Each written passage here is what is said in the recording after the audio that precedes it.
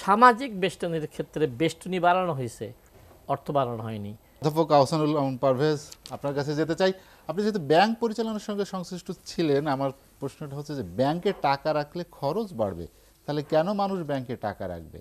Banking খাত বা আর্থিক প্রতিষ্ঠানে যে অনিয়ম দুর্নীতির কথা বিভিন্ন সময় আলোচনায় আসছে, সমালোচনায় আসছে, সেই জায়গাটি আসলে পূরণ করার জন্য যে পদক্ষেপ দরকার ছিল সেটি এটিকে উৎসাহিত করে না অনুৎসাহিত করে? আপনার মাধ্যমে আপনাদের সমস্ত দর্শক শ্রোতাকে সালাম দিয়ে শুরু করছি। প্রথম কথা হচ্ছে আমাদের মান্যবর সাবেক এনবিআর চেয়ারম্যান বদিউর রহমান ভাই যা বলেছেন খুব চমৎকার বলেছেন। মতলব ভাই যা বলেছেন এটা আমি প্রত্যাশা করি নাই। তো তাই এই দুইজনের বক্তব্যের কোনো দ্বিরুক্তি না করে আমি আপনার প্রশ্নে আসার আগে আমি how I see the budget এটা বোধহয় একটু বলা দরকার আছে।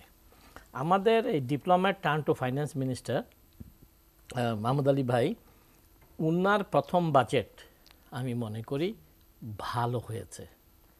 আমি যদি ওনার সমালোচক হতাম তাহলে হয়তো বলতাম মন্দের ভালো হয়েছে।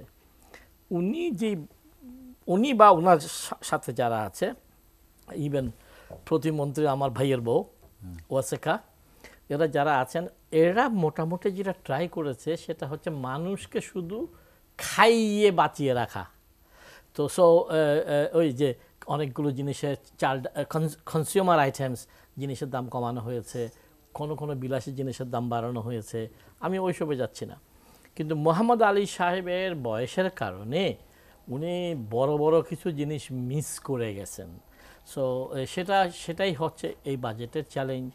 যেমন আমি প্রথম আমার বদিউর রহমান ভাইয়ের সঙ্গে একমত, বাজেটটাকে যে অদরকারিভাবে দুর্নীতিকে বৃদ্ধি করার জন্য বাজেট বৃদ্ধি করা হয়নি সেটার জন্য সরকারকে সাধুবাদ।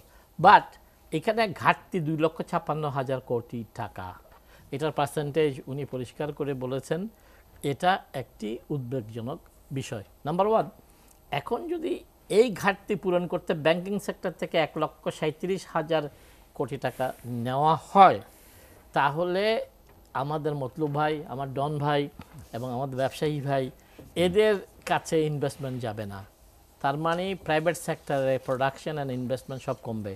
Given the fact that private sector জ্বালানি সমস্যায় আছে, পেট্রোল ডিজেল এগুলোর দাম বাড়তেছে, গ্যাস পাচ্ছে না, with all the ods another big odd will crisis of liquidity আসবে। সেটা স্থানীয় উৎপাদনকে কমাবে, সেটা স্থানীয় মার্কেটিং বাজারজাতকরণকে কমাবে। তাহলে আমাদের অর্থনীতি সংকুচিত হবে এবং বেকার বৃদ্ধি পাবে। এই একটি বিষয়। আর বৈদেশিক সূত্র থেকে 1,27,000 কোটি টাকা যে প্রাপ্তির স্বপ্ন অর্থমন্ত্রী দেখছেন, আমি গ্যারান্টি দিয়ে বলবো এই ফিগার উনি জোগাড় করতে পারবেন না under the prevailing circumstances, under the crisis of my country and geopolitics, under যেটা আমার মাননীয় প্রধানমন্ত্রী নিজেই বলছে যে উনি এবং আমরা সবাই এক ধরনের ষড়যন্ত্রের মধ্যে আছি। তাহলে এই জিনিসগুলো নিয়ে গিয়ে কিন্তু বাজেটের সংখ্যাও আপনার পূর্ণ করতে পারবে কিনা আমি জানি না। সঞ্চয়পত্রের ক্ষেত্রে 15,000 কোটি টাকা কোনো বক্তব্য বলার নাই। 5,41,000 এই কোটি টাকার যে রাজস্ব আদায়ের একটি লক্ষ্যমাত্রা দেওয়া হয়েছে, হ্যাঁ, এবং এনবিআর সূত্রে 4,80,000 কোটি টাকা পাওয়ার, এ ব্যাপারে আমার বদিউর রহমান ভাই ভালো করে বলবে। সামাজিক বেষ্টনীর ক্ষেত্রে বেষ্টনী বাড়ানো হয়েছে, অর্থ বাড়ানো হয়নি, এটা শুভঙ্করের ফাঁকি। So this is more or less same.